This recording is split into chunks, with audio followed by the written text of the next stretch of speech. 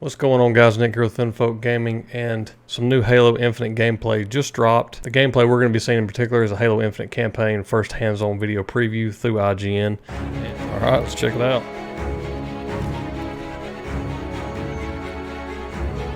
Oh wow, they're all... I think those were all like the main... The biggest surprise I had coming bosses. out of my few They're hours all around of each other playing too, so Halo obviously Infinite's they're campaign wasn't the delightful in communication. exploration, nor the incredibly fun gunplay.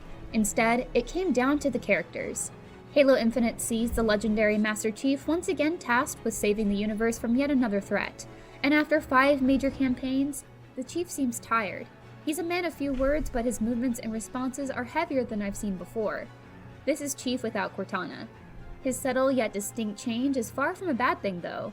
If anything, graphically it does look looks good, man. Aside to get the job done is a great indication. I'm really interested in seeing the gameplay though. I want to see how the game like to be a more impactful feels, you know.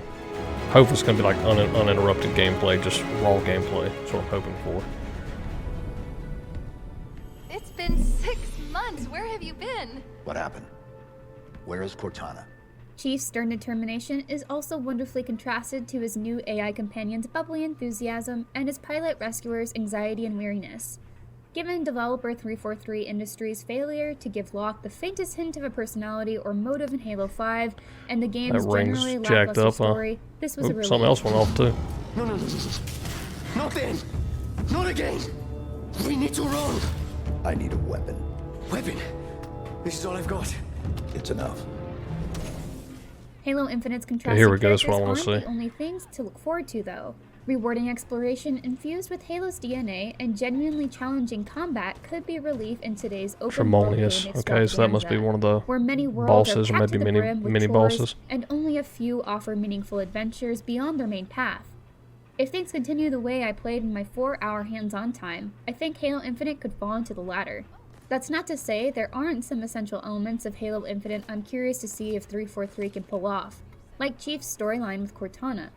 For now, what I played in my preview session has left me even more eager for Halo Infinite's December 8th launch. It almost does feel like gameplay-wise, it does have almost like that classic feel to it. It just, you know what I mean? It feels more like a throwback to the older games, which is good. I like that. Time they to time definitely gave again, it a Master Chief has graphics woken up to fight a new bump, enemy. Halo for Infinite sure. largely sees that pulled back by instead focusing on familiar So I wonder who fodder that like is. the banished from Halo Wars 2. That's They the main eagerly step up as antagonist. Chief's main adversaries after handily defeating the UNSC around Zeta I guess Halo, the other guy's like his including Master Chief. right-hand man or Their something. goal for Zeta Halo is unknown, but if it involves a Halo ring, there's nothing good that can come of it. After the UNSC's loss, Master Chief's main objective becomes freeing the captured Allied forces on Zeta Halo and thwarting whatever the Banished are planning. I am Eshelon, War Chief of the Banished. This is my world now. That was a lot of red, huh? Cortana was presented as a mystery rather than as a primary Almost antagonist had to squint my eyes in there what for I a second. played. What happened to her after Halo 5 and whether or not she's been truly destroyed is unknown. This crucial conflict seemingly takes a backseat to the larger fight with the Banished, though it is intertwined somehow. Without getting into spoilers, I will say the few moments that dug into Chief and Cortana's relationship were an emotional gut punch. Halo Infinite is looking to deliver a meaningful story for legacy Halo fans, and I really needed to fulfill that promise after Halo 5's story missteps. She's not the driver, but a way to level the playing field. What do I call her? Ask her. She named herself. Hello, Master Chief. I'm Cortana. This all being said, I'm not optimistic that Halo Infinite is going to be a great starting point for new people to the franchise, as the best moments I saw in the first few hours rely on prior knowledge of the series. I don't like the idea of people being left The gameplay behind, is but I definitely selfishly looking good, prefer if that nothing this else. game is made for I do like the returning way Halo it fans feels rather than from what tuning the little we story are to accommodate seeing. new players. Familiar with the story They're not or showing a though, lot of Halo gameplay. Infinite sure is fun to play and explore. I think I'm with you. I wanted to see I didn't gameplay. even know what a banished was an I mean, this hour is cool and ago. all, but Even I really can want the to see odds aren't great. more just kind of raw gameplay. Here we go. Maybe this is where they're gonna show some stuff. Hopefully, or if not here, eventually in the video, hopefully they'll show Playing just Halo Infinite is from raw a mix of gameplay. familiar and new. One moment you're navigating encounters and ship corridors, then the next you're driving several Marines around the open fields of Zeta Halo. As 343 has clearly stated, Halo Infinite isn't quite a true open world game despite it featuring massive sandboxes. Zeta Halo is broken up into island chunks. Land masses can be connected by bridges, and Chief can eventually call in things like a wasp to fly around anywhere after they're unlocked. So eventually we may get to freely explore unlocked areas, but our range will be limited and more focused at first. Yeah, I had a feeling Zeta it wasn't Halo going is to be. littered with UNSC camps. I had a feeling it and would be like operating just big bases areas that were you claimed would be by the in. Banished after the UNSC lost the I had a big fight. feeling that it may Clearing a base and be reclaiming that it way. replaces the Banished with Marines. Even better, cleared bases convert to instant fast travel points and earn you Valor. Worry not. Valor isn't some sort of spendable currency. It's instead a point-based tracker of how much ground the UNSC has on Zeta Halo. The more Valor you have, the better backup and gear you can call in. As Okay, far that's as I kinda could cool. tell, earning Valor and reclaiming the Broken Ring is entirely optional. So what else can you do when you're not hunting down the next clue to the Banished plan? People don't just get to give the Master Chief a fetch quest. The only one who really gives Master Chief any sort of command is a new AI codenamed the Weapon. She's meant to destroy Cortana and is in turn supposed to be destroyed when her operation is complete. Though Cortana is seemingly gone, the Weapon remains and is happy to assist Master Chief until she reaches her eventual demise. Much like Cortana, the Weapon will call out enemy attacks, notable objectives, Banished facilities that need destroying, and Marines in need of rescuing.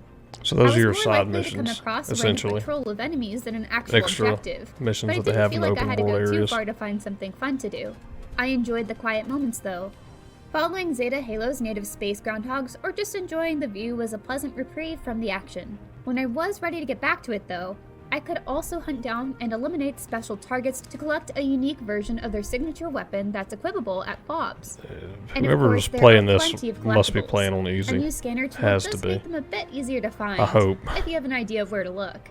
The scanner's range is rather limited though, so it's not a free pass to finding secrets. I'd be remiss if I didn't mention the Grunt and Marine dialogue. They're hilarious. The Grunts are as silly Good, and they're oddly supposed to aggressive be. as ever, and have a surprising number of lines. Humans would never fight grunts like us. He's here!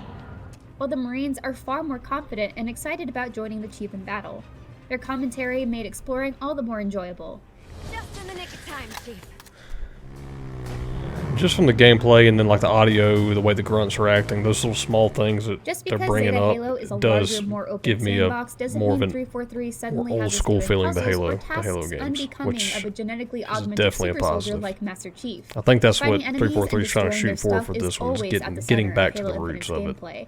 And whether I was taking on a roaming pack of Banished or infiltrating a fortress for a story mission, the more open nature only served to give me more options for combat. I think that grunt was a little glitch there, huh? If you've had a chance to check out either of the multiplayer test flights, Halo Infinite's excellence in weaponry should come as no surprise. The campaign introduced me to other interesting gun weapons is that? we've yet to see in multiplayer, like the Disruptor, a Yeah, I've small never shock seen that pistol one. that doesn't do too much immediate damage, but deals out pain over time. Hmm. The equipment we've seen in multiplayer unsurprisingly takes was on curious a more about this powerful too, form the in the upgrade campaign. system. Each of the 5 equipment options, grapple shot, shield core, threat sensor, drop wall, and thruster, can be upgraded with a collectible called Spartan cores. Like most of the open world Looks elements, pretty like a finding pretty the Spartan straightforward cores upgrade and system. upgrading Like you equipment pick is the thing you optional. want to upgrade, and there's only Master one Chief level won't to start each the adventure thing. with all Just go equipment straight either. across on the one You'll level. find There's new not tools to play with at branching specific levels on story each beats. item necessarily. Lacking a piece of equipment doesn't Which necessarily I mean mean, you're that's blocked off okay. from I certain mean, Halo's areas never from even what had I anything saw. like that. But So getting just the to fact or that they're even taking on implementing it difficult is encounters a good might be thing. more I manageable think. should you have more I don't see any equipment. harm it could do, especially if it's just campaign based. So like you can build out your, level up your grapple shot first, or level up your shield first, or level up, it just kind Most of of the big gives story another beats happen aspect in large to foreboding the structures like that could be a viewed as small something akin sliver to of an dungeons. RPG element to the game. These offer a more classic Halo experience. Grunts, jackals, brutes, and elites made up the bulk of That the looks pretty opponents I cool right faced. there. Their role, weapon, and I armor like the variety aesthetic of didn't this feel area. lacking in It's pretty combat. neat. I came across Like one all the set blue. of brutes that were so geared up they nearly qualified as a mini boss fight. The hunters make a return too, and are fun to fight as always. This being another ring, the Flood was alluded to, though I never saw them. The Prometheans weren't present either. 343's vision of recapturing the essence of combat evolved in Halo Infinite means there's not really room for them, and honestly, I had plenty of fun without them. I didn't see any drones either. Doesn't mean they're not so going I'm to be hoping in there, the though. You flying only played enemies 4 equipped with hours. hardlight weapons, the skimmers, will be their replacement. I wonder how long the The real campaign is, combat though. That's stars, a real though, are question. the boss fights. The first one with the brute lieutenant named Tremonius absolutely kicked my ass at first on heroic difficulty. A moment without movement rewarded Tremonius as he entered Okay, the well, encounter they're guns playing on blazing heroic and took me out difficulty. twice in a row. Okay. I had been handling heroic without any issues up until that point, so I was stunned to see how Tremonius' aggression and support from 2 jackals paid off. I quickly got to work on a strategy and happily took on the challenge.